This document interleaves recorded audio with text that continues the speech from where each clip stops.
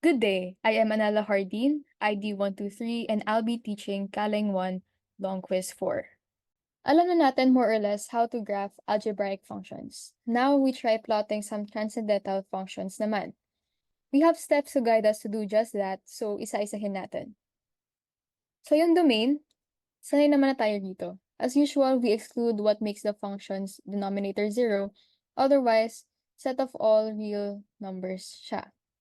Be careful na lang kapag may logarithmic function, kunwari ln of u, since bawal mag-0 yung loob ng ln, which in this case, we let it be u. Ito yung loob ng ln, yung u. So x should always be greater than u, kung ano man yung nasa loob ng ln. So you construct your domain based on that. Next is symmetry.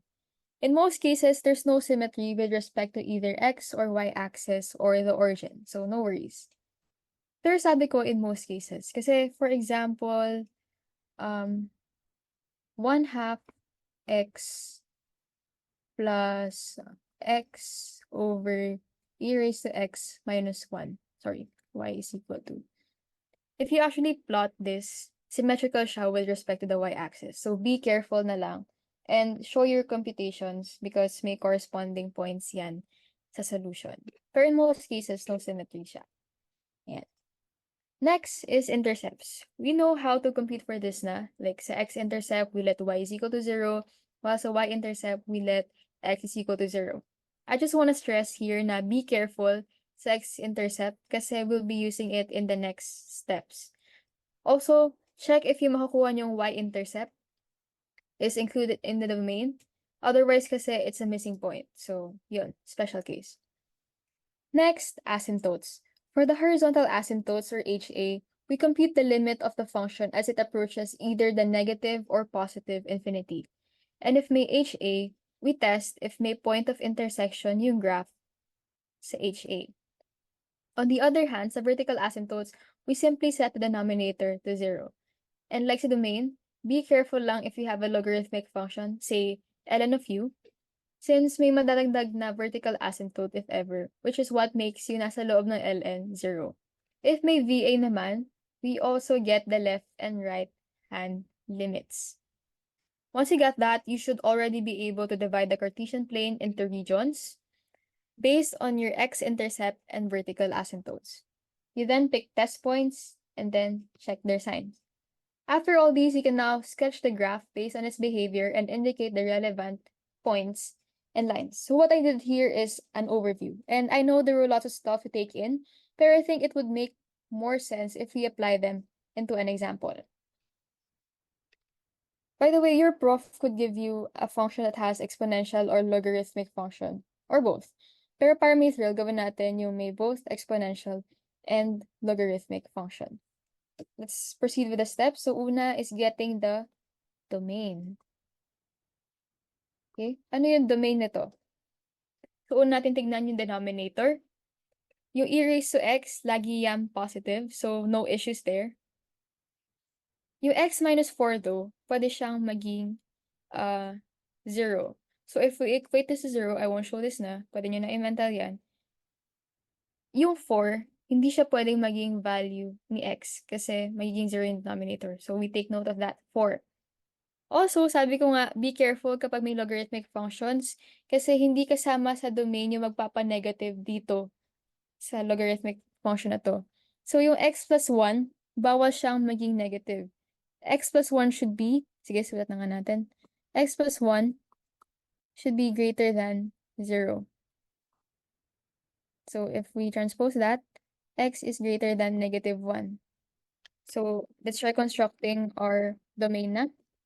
So our domain for this is negative 1, kasi dapat greater than negative 1 siya, to 4, since hindi pwede yung 4, union 4 to infinity. Yeah. So that's our domain. Let's proceed with symmetry. First, let's take yung with respect to x-axis. So how will you know if symmetrical siya with respect to the x-axis? You set yung y to negative y. Set y to negative y. So that becomes negative y is equal to ln of x plus 1 over x minus 4 times e raised to x. Is this the same dito sa original function? Hindi. Therefore, we can say that it is not symmetrical with respect to the x-axis. Tignan natin. That's the conclusion we got from here. Let's proceed to the kapag with respect naman to the y-axis. So what you do is you convert lahat ng x into negative x. So it's gonna be y is equal to ln negative x plus 1 over negative x minus 4 e raised to negative x. Is this same as this one? The original? Hindi rin. So we can conclude then na it is not symmetrical. Copy-paste na lang natin. Not symmetrical with respect to the y-axis. Lastly, let's check if it's symmetrical with respect to the origin. So what you do naman dito, you set lahat ng y into negative y and lahat ng x into negative x. So it's going to be negative y is equal to ln negative x plus 1 over negative x minus 4 e raised to negative x. Is this same as this one, the original function? Again, hindi. So we can conclude na it is not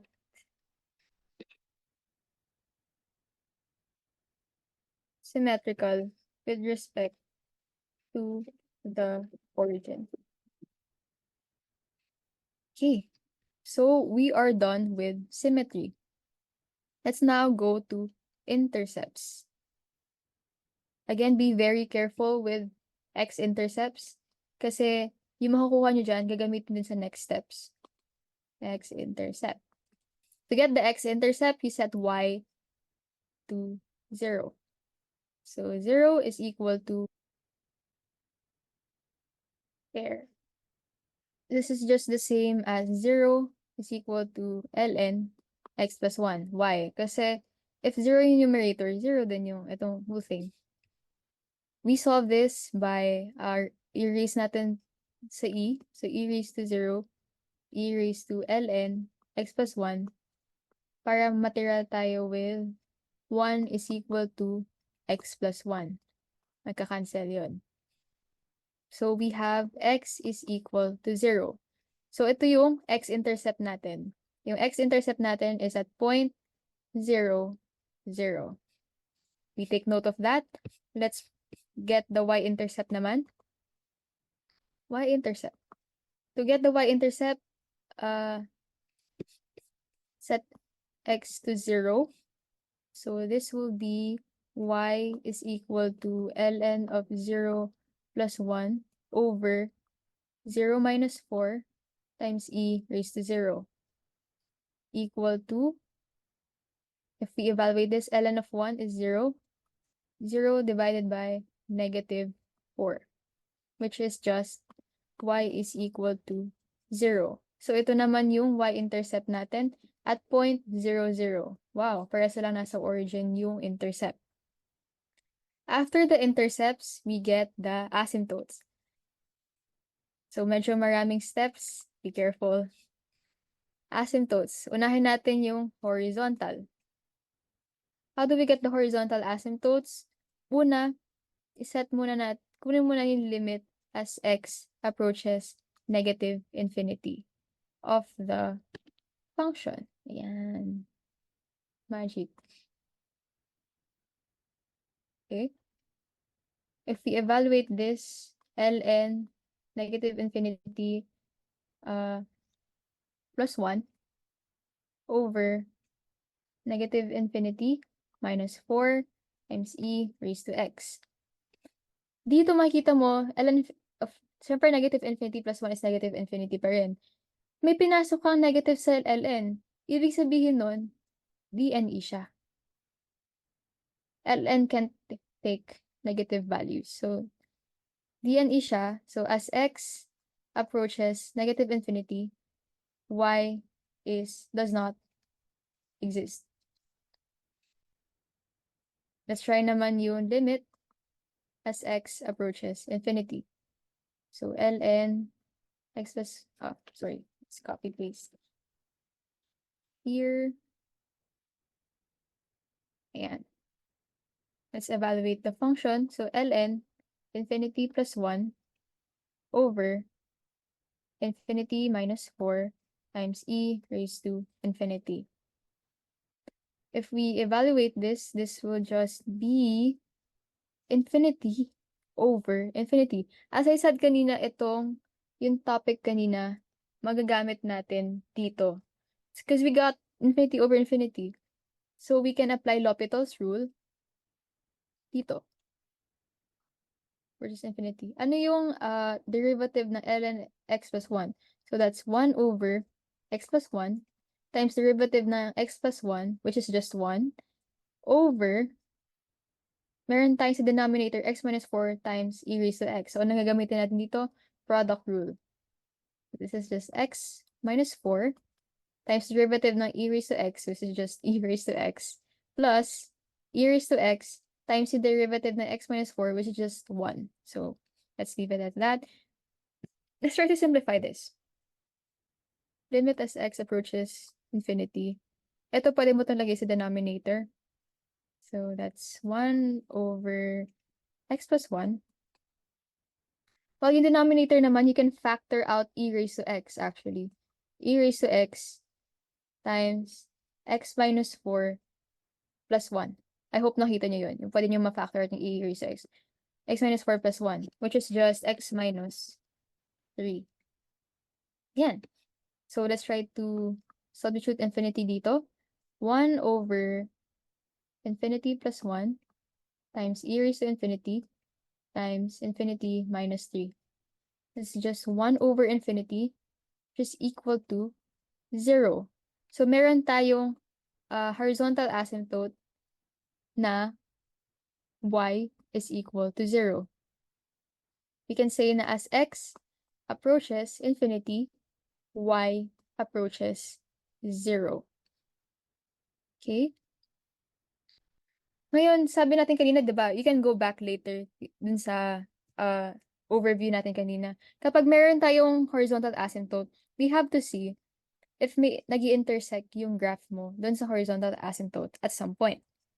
What we do is we substitute this, yung 0, sa function. 0 is equal to this one. Actually, we did this na eh. We did this now when we computed the x-intercept. We've established that x is equal to 0. Which makes sense kasi sa line na y is equal to 0, mag-intersect yung graph at point dito. So, yun yung intersection natin. Intersection is at point 0, 0. Okay. By the way, don't forget to check pala if yung y-intercept nyo is, is nasa domain. So, if we check that, yung 0, is 0 in the domain? Yes. So, we're safe. Walang missing point. Let's, after natin makuha yung horizontal asymptote, let's get the vertical asymptote naman. Vertical. How do you get the vertical asymptote? You set the denominator to 0. Yung, yan. So, yung e raised to x, wala tayong problema dyan. Pero let's compute it anyway. Sige, para mapakita. E raised to x is equal to 0. ln of e raised to x is equal to ln of 0. X is equal to negative infinity. So, wala. Wala tayong makuha vertical asymptote dyan. Pero meron tayong makuha na vertical asymptote dito sa x minus 4. So, x minus 4 naman, kapag x minus 4 is equal to 0, x is equal to 4. Itong x is equal to 4 na to, this is a vertical asymptote. Okay? Wait, yun lang ba yung vertical asymptote natin? Hindi. Sabi ko nga, be careful kapag meron tayong logarithmic functions. Kasi matalagdag to sa vertical asymptotes natin kasi bawal tong maging 0. So, let's take yung ln x plus 1. So, ano makuha natin dyan? X plus 1, equate natin to 0. You'll get x is equal to negative 1. At x is equal to negative 1, mag-vertical asymptote siya. In property lang siya nung logarithmic function. So, meron tayong dalawang vertical asymptotes. After getting the vertical asymptotes, you get the left and right hand limits. So, yung one-sided limits natin. Each. Okay?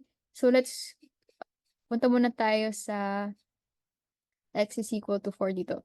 So, yung limit as x approaches 4 from the left.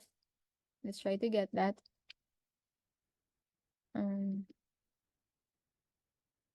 Okay. We evaluate this. It will become ln 4 plus 1. Substitute as is. Pero dito kasi siya magsi-0. So, we put 4 from the left minus 4 e raised to 4. Itong 4 from the left na to is equivalent to 0.3999999 minus 4. This will become, ito, ln 5 lang to. Pero ito, magiging 0 minus. This may, ibig sabihin, negative 0.0001 to. Times e raised to 4, matatanggal to kasi 0 to. So, number divided by infinity na negative, this will be negative infinity. Okay? So, we can say here na as x approaches 4 from the left, yung behavior niya, y approaches negative infinity. Let's try naman yung right hand limit. So, as x approaches 4 from the right, there. If we evaluate this, magiging ln 4 plus 1 over, ito naman, 4 from the right, minus 4, e raised to 4. Ito magiging ln 5. This will become, since ito, 4 from the right na to is 4.0001, minus 4, positive siya. O plus. So this is positive. Well, positive infinity. So yung behavior niya naman, as x approaches 4 from the right, y approaches positive infinity. So we're done with the x minus 4 na vertical asymptotes. Punta tayo sa negative 1.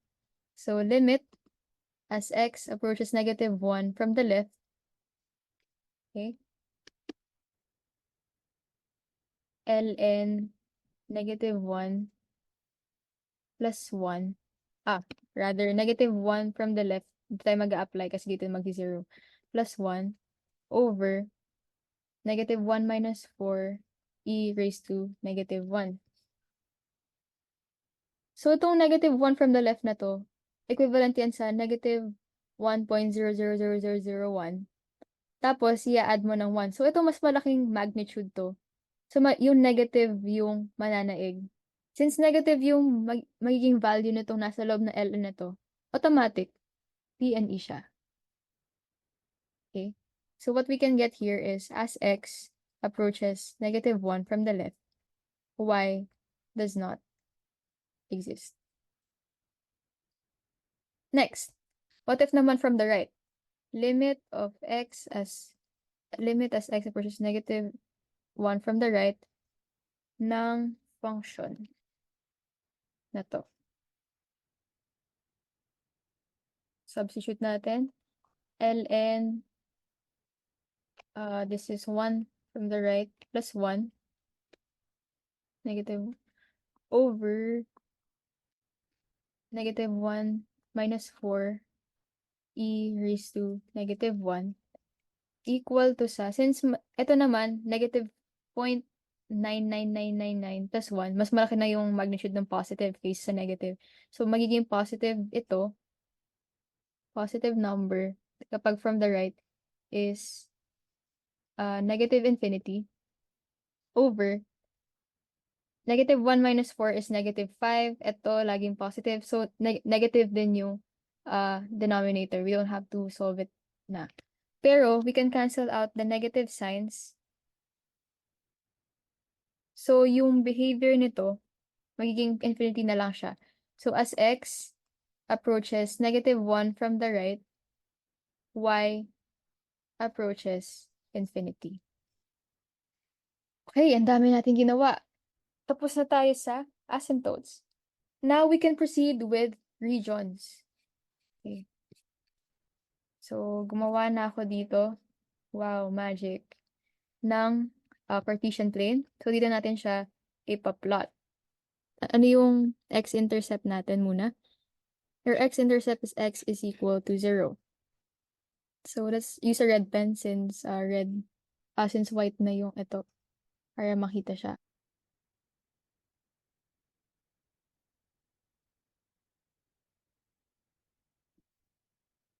This is x is equal to 0. Yan yung x-intercept natin. How about our vertical asymptotes? Our vertical asymptotes are x is equal to 4 and x is equal to negative 1. We denote vertical asymptotes as broken lines. So let's say this is negative 1.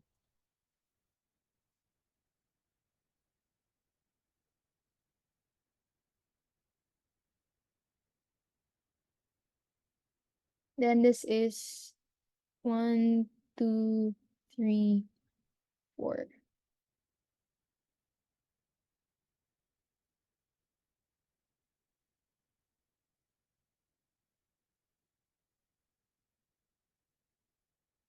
Yeah, so as you can see, we have 1, 2, 3, 4 regions. And isa-isahin natin. So, region 1, we have from negative infinity to negative 1. So, let's say, ang test point natin is x is equal to negative 2.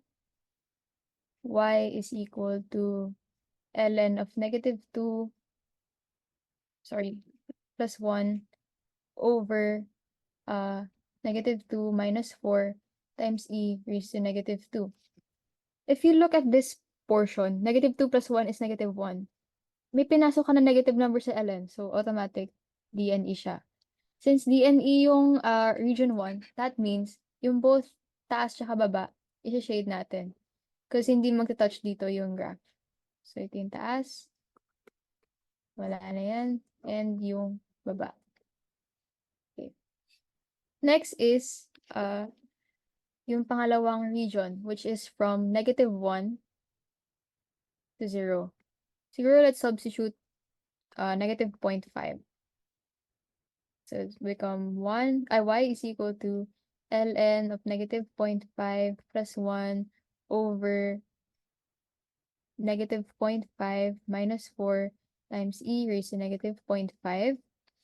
We're not super concerned with the actual value, but rather with the sign lang.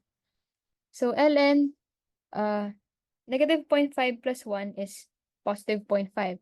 And ln 0.5 is actually negative. Nasa negative area pa siya.